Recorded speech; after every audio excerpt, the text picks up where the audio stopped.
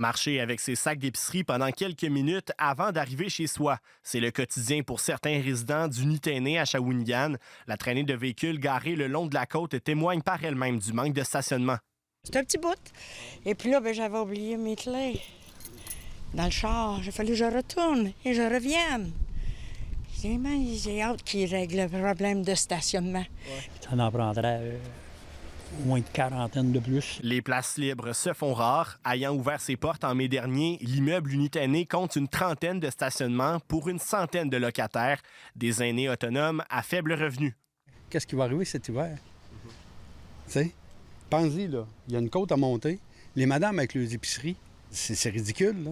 Pour une résidente, la garantie d'avoir un stationnement était inscrite à son bail.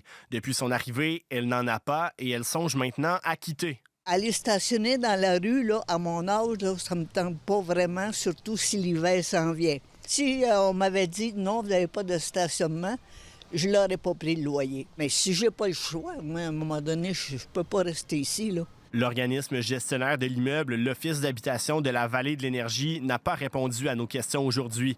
Pour sa part, la ville de Shawinigan est à la recherche de solutions. On avait entamé des démarches avec le propriétaire d'un terrain voisin. Malheureusement, ces démarches-là ont achoppé. À la suite de cela, on a entamé de nouvelles démarches qui sont toujours en cours avec un autre propriétaire de terrain qui n'est pas très loin. À Trois-Rivières, dans le secteur Cap-de-la-Madeleine, un autre projet Nitainais verra le jour au printemps 2027. La ville confirme que l'immeuble comptera 13 places de stationnement pour 100 unités abordables. Dans un emplacement comme un projet comme celui-là, on vérifie est-ce qu'il est à proximité du transport en commun. Dans ce secteur-là, la réponse c'est oui. La desserte passe aux 30 minutes aussi.